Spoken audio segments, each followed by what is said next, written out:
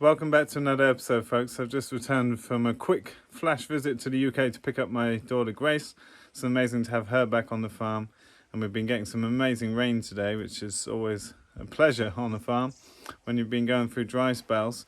And I wanted to put out a video from Roger, who we interviewed back a couple of years ago on our channel, and some of you have been asking about him since, but he kindly sent me a webinar he did with the 3LM network. That's the Savory Institute trainers over in the UK. And I know that a lot of you loved hearing our interview with Roger on this channel, and so I thought I would include it again. So it's a talk about his journey starting his life's work at 70, and it's titled "It's Never Too Late to Get Started." And I think that's really fitting also, because I often speak about young people, and I'm often speaking to young people, and that's not to be exclusive. Of course, people can get into this at any age, but I do generally think that farming is a young person's game. We're not meant to work as hard as we do when we're over 50, I think, or certainly I don't intend to. But of course, that doesn't mean to exclude anyone. I'm just often referring to younger people because that's who I'm focused on mentoring and educating. But I thought for today's video, you might enjoy hearing Roger's journey of rediscovery. And it's always a pleasure to hear such an inspirational man speak. So I hope you enjoyed today's video.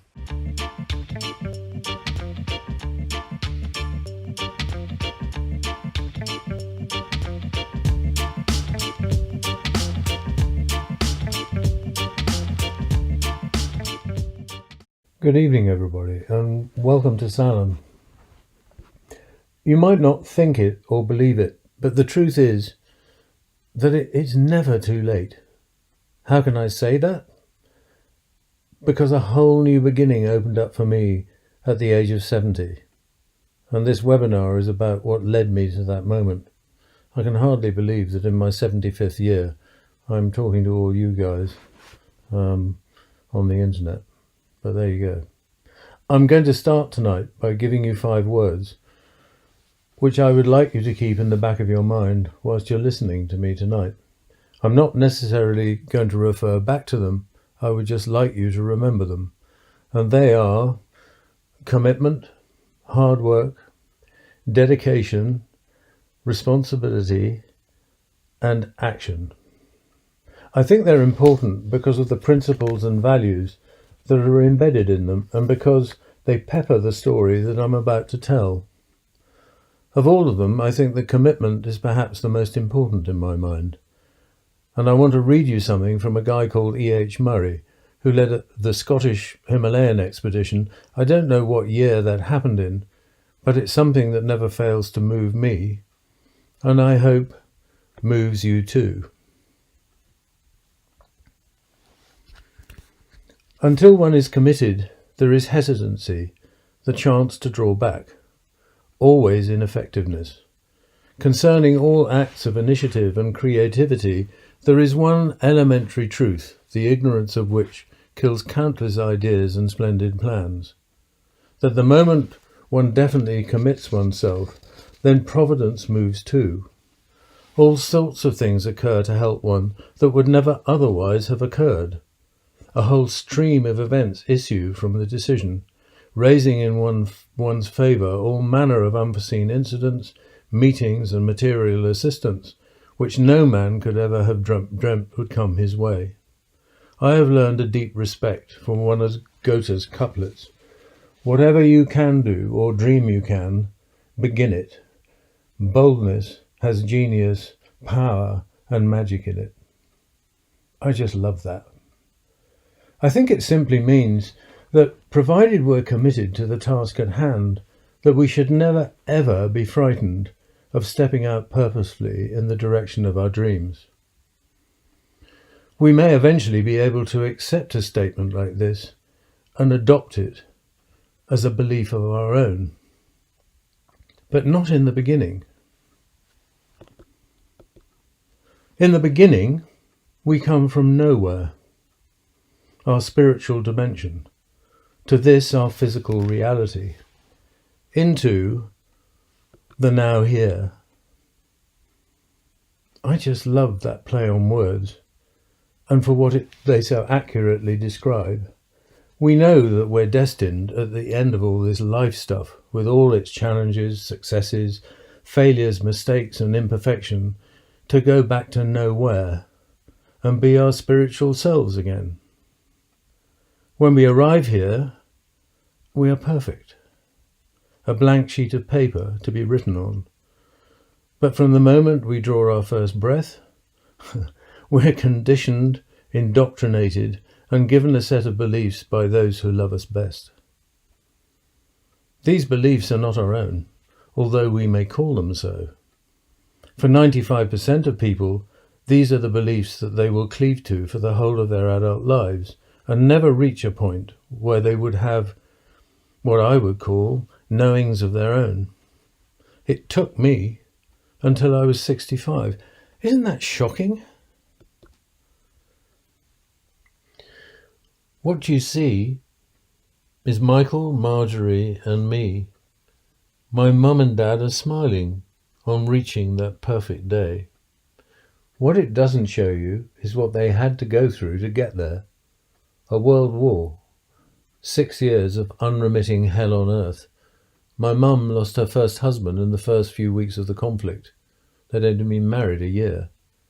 She was a Wren cipher officer, coding and decoding messages and signals from warships at sea. Dad lost his elder brother in 1941 and spent 6 years at sea, pretty much 4 hours on, 4 hours off, with very little shore leave. I think we should be emulating these people. In 1939, when it started, they didn't have any idea of how long it might go on for. We've been into our present crisis for about 3 months, and we're already grumbling. I think we need to get a grip. These guys gave me so much, and above all the principles and values that I've always lived by. Their simple guidance was to be honest always, to be kind, and not to inconvenience other people. Aside from this, I was given a set of beliefs, as we all are from birth, one of which was that I'd been born to be a farmer. This belief was reinforced throughout my childhood and late into my teens. Some of that reinforcement came to me from stories that were told around the fireplace about my ancestors. They were gilded and polished, true or false. They were beguiling stories nonetheless, and they were really, really powerful. George Thompson, my grandmother's father, he started out life in the 1850s as a smallholder and potato merchant. By the end of his life, he was farming 8,000 acres. His son Henry, my grandmother's brother, went on to farm 28,000 acres under the plough, using horses and oxen as its motive power. Can you imagine that? This, then, was the farming dynasty to which it seemed I was destined to belong. Our family didn't come from a long line of farmers, but from a long line of merchantmen, clergymen and artists. So we sort of got into the whole farming thing by happy accident. Harry and Alice. Harry, my grandfather, was born a vicar's son in 1881, qualified as an architect in 1904, aged 23, self-educated, he hadn't got a penny to his name. He fell in love with Alice, George Thompson's daughter. They married in 1911, but only after my grandfather had agreed to a marriage contract that required him to give up being an architect and become a farmer, would you believe? Between qualifying and marrying, he was clerk of works at Holcombe Hall, Lord Leicester's estate in Norfolk, I guess to learn something of estate management and farming. My grandfather was gifted 1,000 acres on his marriage to my grandmother, but this didn't sit very comfortably with him. He insisted that his father-in-law act as banker and allow him to buy the farm. You see him here in 1913, looking super confident at the time when he achieved this. When he died in 1960, he was farming 3,000 acres, and for someone who hadn't wanted to farm, not bad. So, no pressure then. These guys were held up to be my heroes, the people I should emulate. It was powerful stuff that was part of my belief system for most of the rest of my life. Aged just 7, I was sent away to school 160 miles from home with a ration card round my neck so I wouldn't lose it. Food was scarce. No sweets. We were allowed just one on Fridays after lunch. Junior school was okay. I excelled on the sports field, but not in the classroom. Senior school, however, was a disaster. It was a really black time for me. For various reasons I was shunned. I never seemed to see the light of day, either on the sports field or in the classroom, and left with just 5 O-levels: English literature, English language, geography, art, and, would you believe, divinity? There was some family joke at the time that I'd probably wind up being a literary, arty African missionary. Everybody thought it was hilarious. I didn't. I spent 2 years labouring on the farms before going to Cirencester. I'd actually wanted to do the 3-year management course when I went, but I was told that I would do the 1-year short course instead. This was called the social course, for obvious reasons. Thwarted by this, I found myself disinterested. They didn't teach me a lot there. Perhaps I wasn't listening or paying attention. What I did learn, however, was how to drink beer and chase women, which was great.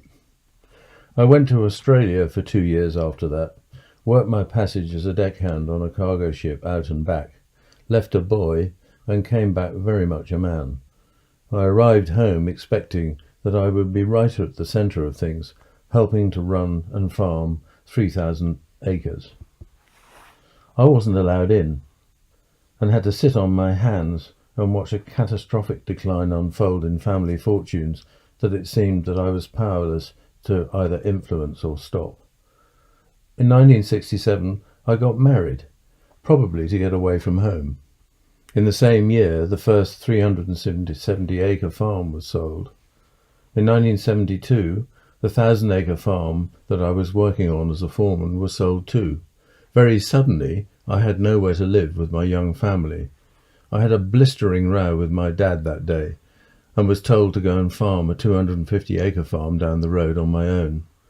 There were 5 men and a foreman on that farm. Can you believe that? On the first morning, I did the only sensible thing that I thought I could do, and made all the farm staff redundant with the exception of 1 man. My father-in-law, who was a wily old fox and knew a thing or two about money, helped me with cash flow forecasts and a business plan, and we turned a £15,000 loss into a profit in the first year. I was now a tractor-driving farmer for the first time, picking up the skills that I was going to need so desperately a few years hence. In 1974, aged 29, I was sponsored and accepted onto an advanced farm business management course funded by the Worshipful Company of Farmers. There were 18 of us from all branches of the agricultural industry banged up in a hotel for 3 weeks with no time off. I was by far the youngest. It was run by a guy called Ian Reid, who was at the time head of European Studies at London University's Y College. On the first morning, he pointed at me and said, "Roger, why do you farm?" And I went, and he said, "If you don't know, Roger, perhaps you shouldn't be." And that was the truth. It took me until 1995 to tell myself that truth. What I had believed since birth was not my truth, and it was not my belief. I didn't want to farm. I never had, but did so perhaps out of reverence or obligation to past generations, or perhaps I just couldn't say no to my father because I was frightened of him and the expectations he had of me. Anyway, I'd left it too late. Because on the 5th of May 1976, he died very suddenly, aged 55. I'd spent the last week of his life fishing on the River Dee with him in Scotland. We had a really great time together, and that was always the case with us, as long as we weren't farming. We got home on the Sunday, we met on the Tuesday, had a heated conversation in the middle of a sugar beet field, and at 11 o'clock in the morning he stormed off, and by 2 o'clock in the afternoon he was dead. I got a call from the police who wanted me to identify a body. that they believed to be my father. Having identified him, I collected his effects. Amongst them were the keys to the safe. I immediately went back to the farm office, opened the safe and took out the books. I didn't have to know anything about economics, money or farming to know that we were in deep, deep trouble. I went to tell my grandmother and my mother the news. Other than the shock, Mum took one look at the books and said, "Oh, for goodness sake, Roger, whatever are you going to do?" And I said, "To be truthful, Mum, I really don't know, but I promise you this, I'll fix it." If I've ever displayed any wisdom at all since then, it was to know that I didn't have to be clever or smart. I just needed to make sure that I always worked with people who were cleverer and smarter than me. So I went and found the best in the business, John Green, of Green Brothers of Soham. He said he was too busy and handed me on to a guy called Dick Ferber, who was farming huge acreages for the Dennis family in Lincolnshire. The ground rules with Dick were that he would pay me a visit once a month from 9 in the morning until 12 noon, and that I'd pay him £1,000 on his arrival. We did this for 6 months. When he arrived on month 6, he held out his hand and I gave him the cheque. And I said, "Dick, I'm really not sure what I'm getting out of this, and I'm really, really short of cash." He looked at me and said, "Actually, Roger, I'm not going to be staying. I've just come to tell you that you don't need me. You're going to be all right. You'll make it." Well, I grew as many inches as it took seconds for him to pay me the compliment. It was a huge confidence boost for me. There hadn't been too many compliments flying around in my life thus far. This is a recent Google Earth image of our main holding. 1,000 acres of alluvial silt, 15 feet of topsoil, no stones, and perhaps some of the best land in the UK. I would normally ask a live audience what it was that they would notice or see most of in this photograph. The answer should be bare soil. Even the fields that would appear to be green, when viewed from above at ground level, are in fact 80% bare soil. It's not something I would have noticed in my previous incarnation. We humans have been creating bare soil and destroying ecosystems for 10,000 years. This is a photograph of our farmyard and is really to demonstrate the continuous and unrelenting demand for capital investment if you want to be a player in modern agriculture. Grain store, onion store, chill store, packing shed, offices, stores, workshops. You've got the picture. It represents about £3 million of investment on the back of low-value product. This would have been taken about a year after my father's death. The white is all new concrete and a new grain store. In 1976, we had nothing. No modern buildings. Those that we had been built on the farms that had been sold. We had a fleet of 35 horsepower tractors and 1.5 ton carts and a load of old machinery. The cottages were falling apart and we had too many people. I mean, it's such a long time ago now, I can't remember how many men we had exactly. I think it was about 13 or 14. Most of them were made redundant in my first month in the hot seat. This is the remains of a 3,000-acre estate. My first harvest, we were still carting grain 15 miles to this grain dryer. Again, I would describe this as inappropriate investment on the back of low-value product. When it was built in 1961, it cost £120,000. At today's values, because I've looked it up, that would be £2,272,883 and 99 pence, and don't forget the 99 pence. We turned it into a business in its own right, storing and drying grain for government intervention, local merchants, maltsters and farmers, and generating a profit of about £60,000 to £100,000 per annum. Clean, uniform, not a weed in sight, a really good example of monoculture at its best. Green when you look across the field, walk into it and look down, and it's 80% bare soil. I think it was sterile. Everything seemed to have to die except for the crop that we were growing. And yet, this had been virgin marsh. It was first ploughed up by George Thompson in 1919. There was not one molecule of that original ecosystem left. What you see is the result of an unholy alliance with fossil fuels and their derivatives and the chemical industry. We were just using soil as a medium to stand plants up in, whilst we fed them N, P and K, and sprayed them with a cocktail of herbicides, fungicides, insecticides, growth regulars and desiccants. When you say it, it doesn't sound right, does it? This was a 60-acre field of potatoes. I think they were a variety called Romano. I was so proud of this. For me, this was perfection.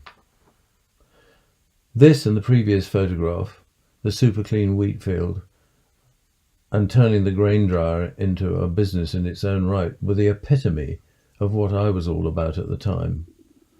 I was really, really good at my job, but I think I wasn't a farmer. I was a technician.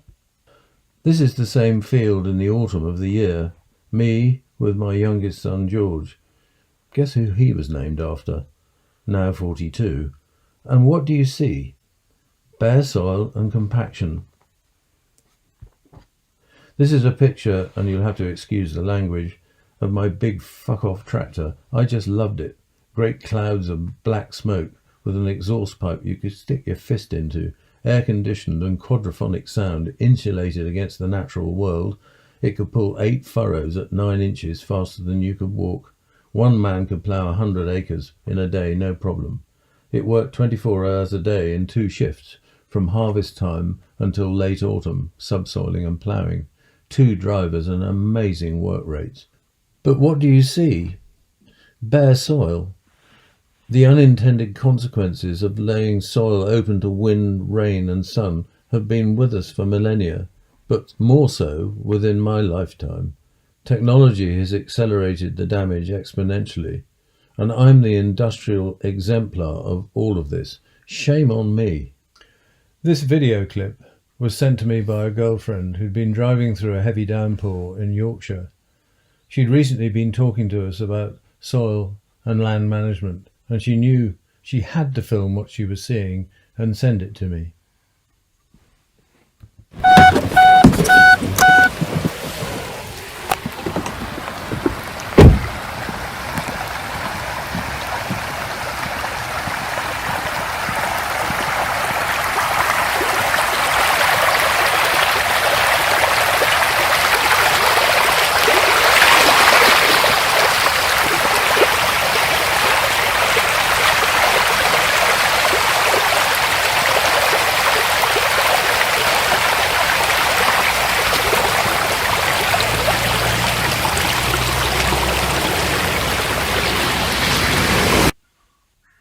There you go. Huge amounts of topsoil leaving the farm gate.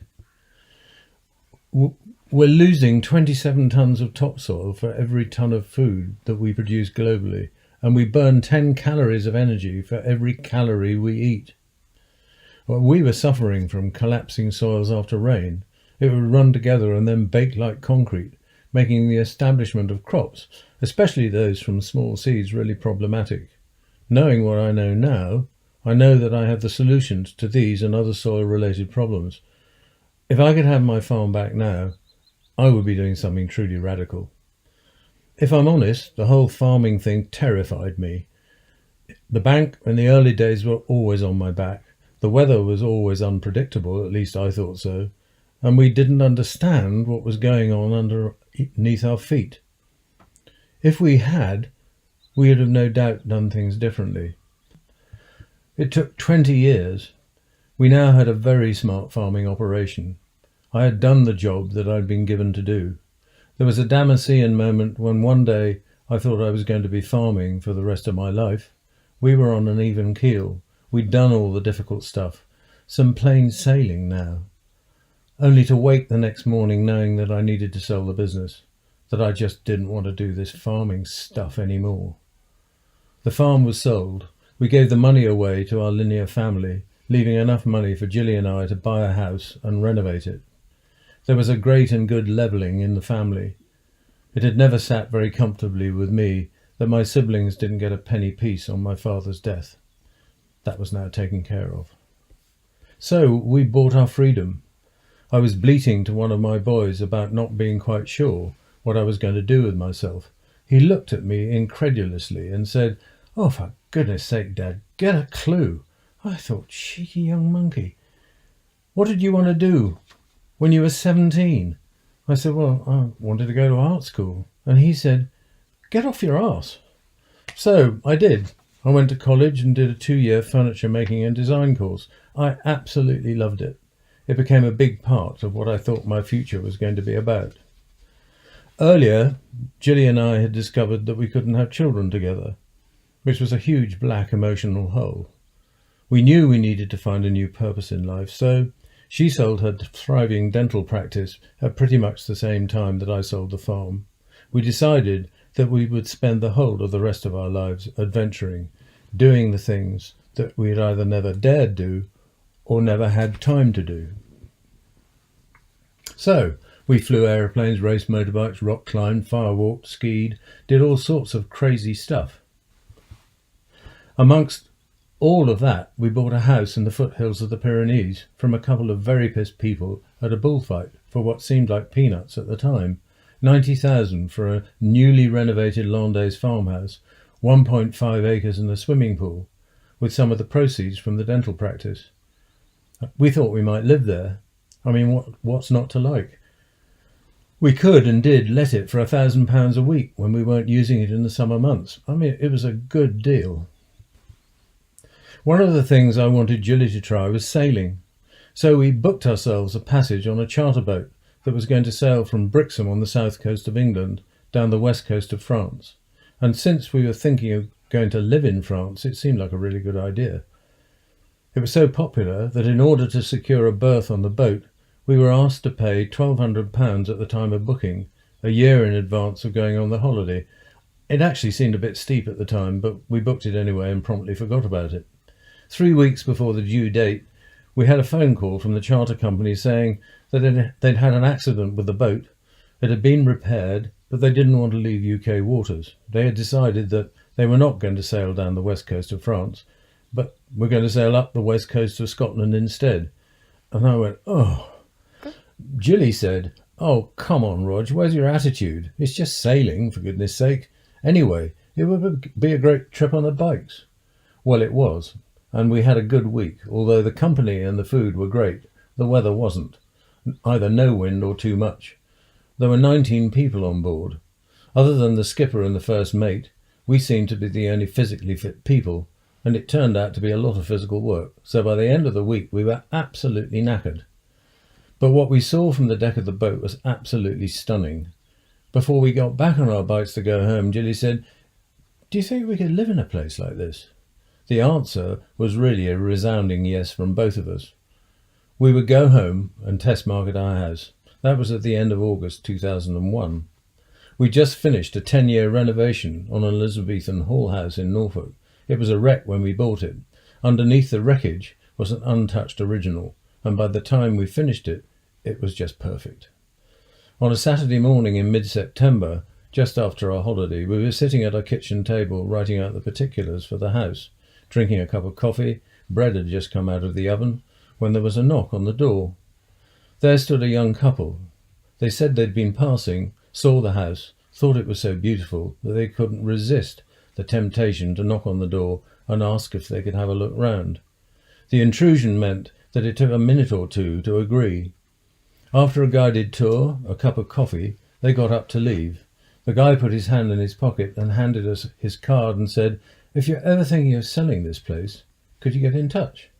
Gilly and I looked at one another and said, "Well, we've actually just been writing out the particulars." And he said, "How much are you asking?" We told him, and he said, "Can you be out in a month?" And we said, "No, but January would be okay." We got home from our holiday at the end of August 2001, and we were living on the west coast of Scotland by January the 6th, 2002. Does this sound familiar? Once one is committed, Providence moves too. We could do no wrong. A few weeks later, a modern bungalow to rent with 5 bedrooms, a workshop, lock frontage and a deep water mooring manifested itself. On June the 15th, 2002, an enforced meeting with a solicitor in Oban to get some family papers sworn was interrupted by a phone call. That phone call brought Sailean into our lives the next day. We had a period of 3 to 4 years when stuff just seemed to show up as if by magic. This photograph was taken on the day that we first saw Sailean, 74 acres and a croft house. We'd promised ourselves two things when we moved. First being that I would never ever have anything to do with farming again, and that we wouldn't live on an island, or we failed miserably on both counts. But we couldn't say no to this.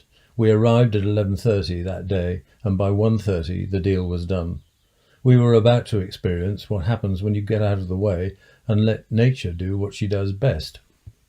6 years later, this is what Sailean looked like. We hadn't done anything. We'd introduced 3 Highland cattle and a couple of ponies because we were told that if we didn't use the croft, our neighbours under crofting law could use it without our permission. We had no intention but to keep them as grass cutters, only to find when we came to sell the bullocks that nobody wanted them.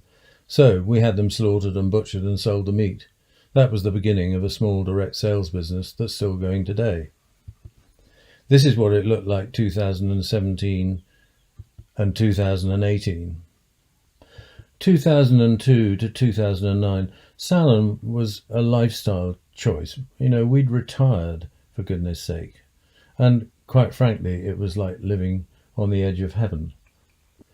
Spring of 2009, this is Rebecca Hoskin and her business partner Tim Green, who sadly was killed in a farming accident shortly after this photo was taken. They made a documentary called A Farm for the Future. We'd had it recorded on our Sky set-top box for weeks. It was part of a BBC Nature series at the time. Gilly had tried to watch it and fallen asleep in the process, and I think I'd probably done the same. She said, "I'll delete it." I mean, how close can you come to missing something that has the power to change your life completely forever? We watched it. It took us long to watch the film, 48 minutes and 38 seconds, to have my whole belief system reversed. Having watched it, I believed none of what I'd spent my whole adult life learning and believing. The film showed me that ploughing and cultivation was the worst thing that you could do to soil, that it should be kept covered at all times and not exposed to sun, wind and rain, that chemicals, fossil fuels and their derivatives would sound the death knell of modern farming, if not us as a species. It was truly shocking. For the several nights that followed, I didn't sleep that well. This is the true nature of a paradigm shift. It can turn you upside down and inside out, and made me realise that it's never too late, that my past experience, that perceived waste of time doing something I didn't want to do, was in fact my preparation for this one moment in my life. The response in me was immediate. I got up out of my chair, went out and started to create a no-dig vegetable garden. It took just a few days. We stuck some boards in the ground and created lowered paths, not raised beds. I remember saying to Gilly, "This is never going to work. Clashes of paradigms past and present. But look at the result." Gilly said, "How are we going to feed all these plants?" Me, a farmer? I couldn't answer the question. I didn't know. A whole lifetime in farming and me at the top of my game, not able to respond without an agronomist and a bag of fertilizer. We later learned that soil biology was the answer and the foundation of absolutely everything to do with feeding plants. This was never mentioned at agricultural college. They didn't teach it to me there. None of the clever people, the agronomists and the technologists that I employed, ever mentioned it during the whole of my time in farming. Quite the reverse.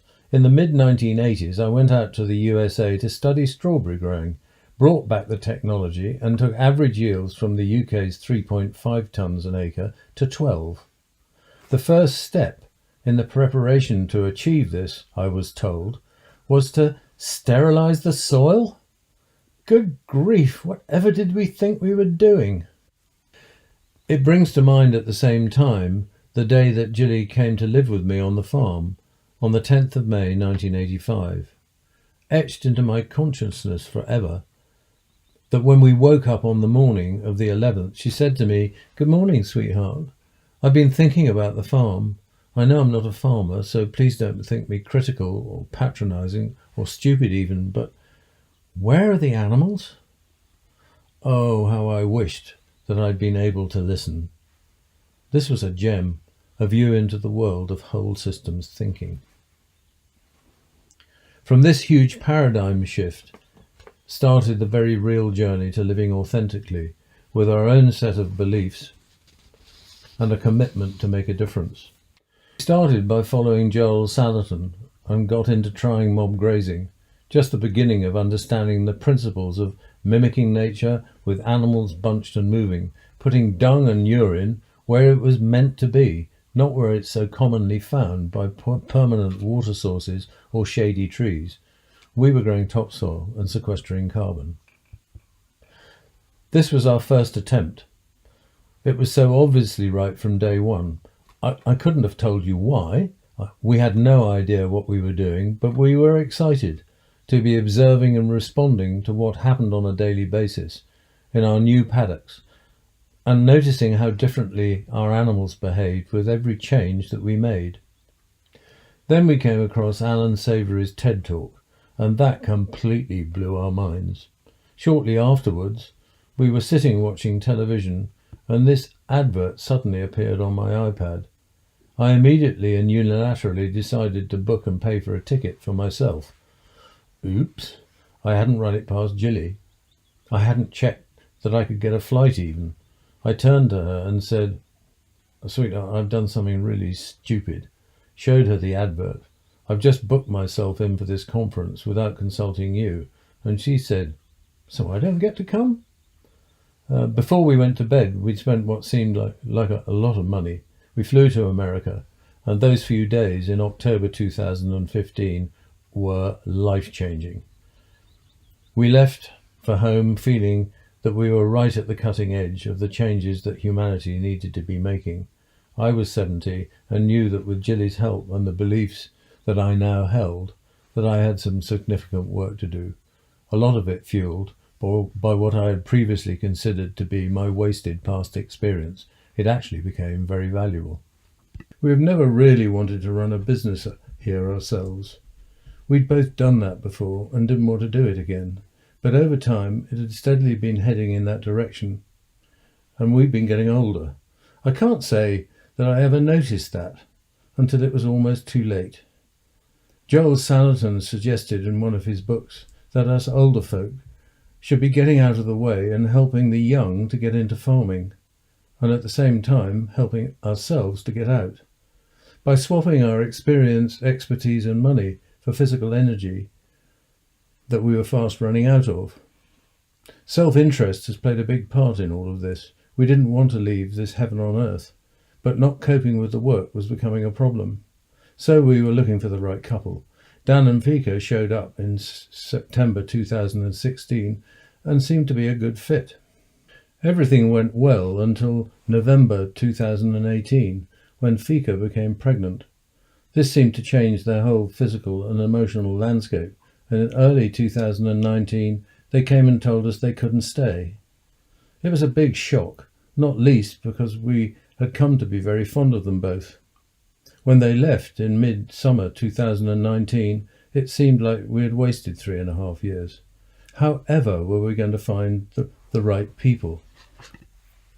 Well, Dave and Alison found us in mid-2019 through some friends that we'd helped with a business startup in Glasgow a few years ago. It was suggested by them that they would write to us. They arrived here in January this year, and we've been piling through the work, training and familiarization, and they've really straightened us out in short order. Other than for the pandemic, I think we're back on track.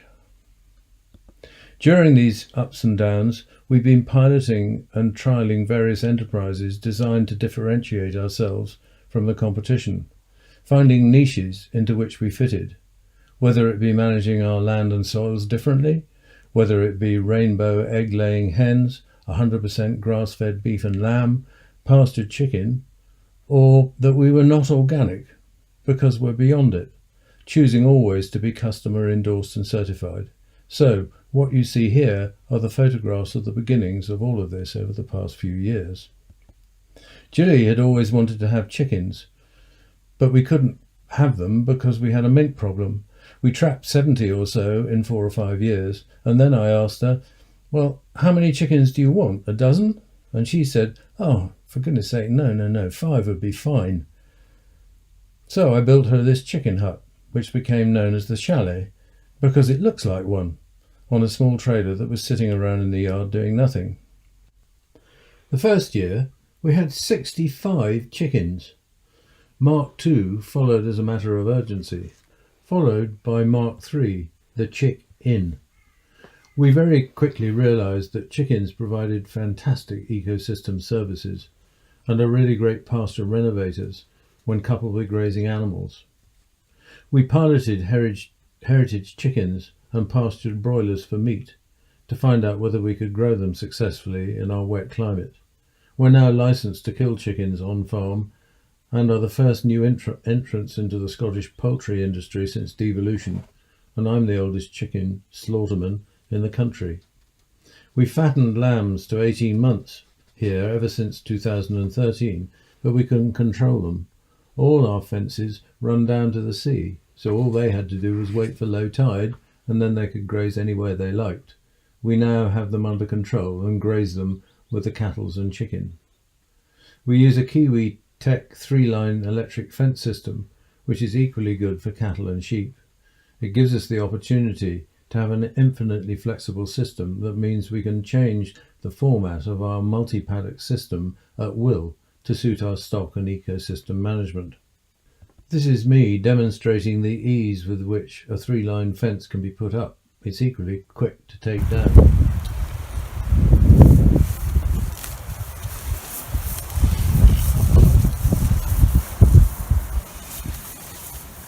It is very clever.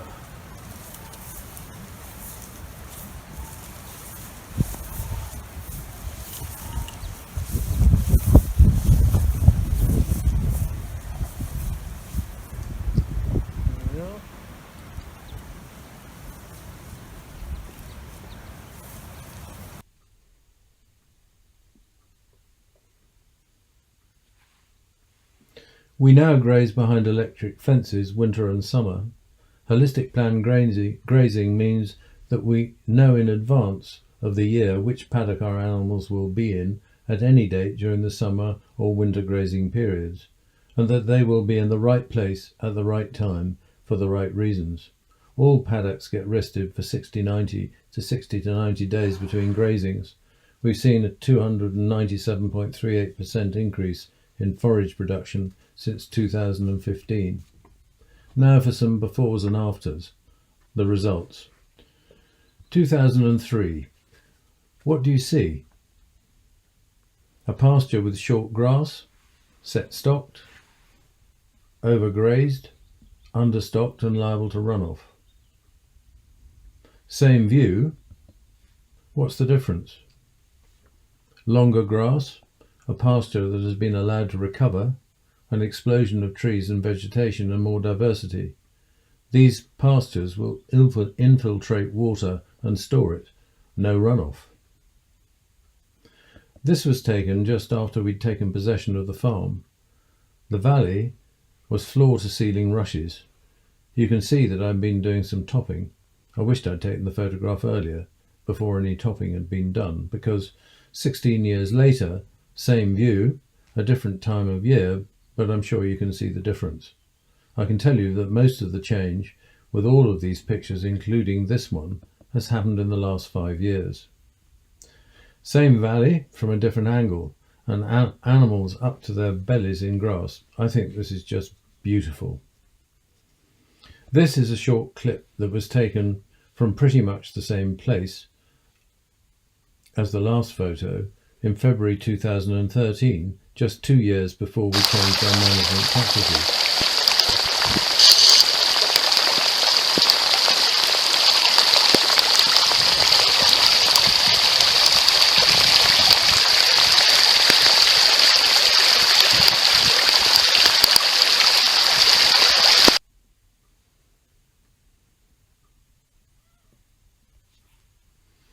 This used to happen in winter after heavy rain. It doesn't happen anymore. Why? Greater infiltration, because we've been repairing our water cycle. In May 2016, I did my holistic management training. As part of the coursework, I was asked to take photographs of what I thought demonstrated ineffective and effective water cycles, nutrient cycles, energy flow and community dynamics. All of the next photographs were taken on the 5th of May 2016, which quite coincidentally happened to be the 40th anniversary of my dad's death. I think that he would have been very proud of me for doing what I was doing just now. Farmers at the time that this was taken were complaining that it was too cold, that nothing was growing, and that there was no grass.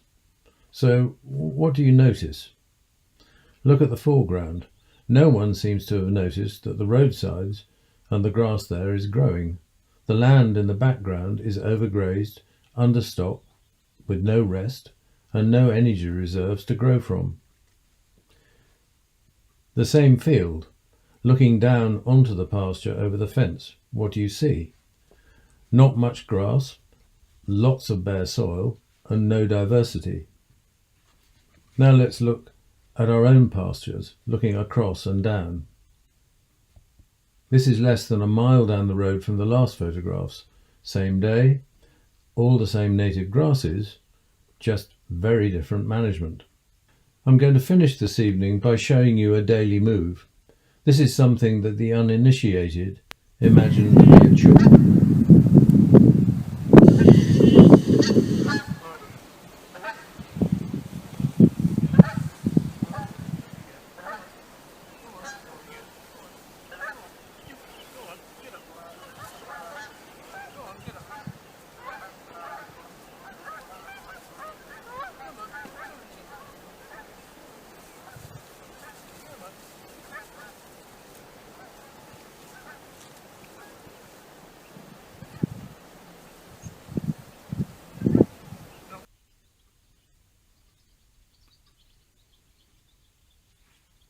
It's something I really enjoy. I hope you notice the grazed and trampled grass compared to the ungrazed. It looks really untidy, really scruffy. But that's what masses of armour on the soil looks like. I'm going to finish with two quotes, both relevant to the beliefs that we've touched on and the paradigm shifts that we've talked about. Our past experience has not made us the way we are. It has made us believe we are the way we are. In other words, we can always change and decide to become the people that we'd love to be, to discard the beliefs we were gifted at birth for the knowings that come from our own life experience. We might then know that with courage and our own beliefs that we can truly commit to stepping out purposefully in the direction of our dreams. Buckminster Fuller said, "In order to change an existing paradigm, you do not struggle to change the problematic model, you create a new model and make the old one obsolete. That, in essence, is the higher service to which we are all being called." I think we are in the right place, at the right time, with the right information and the right people. We just need to step forward and get this thing done.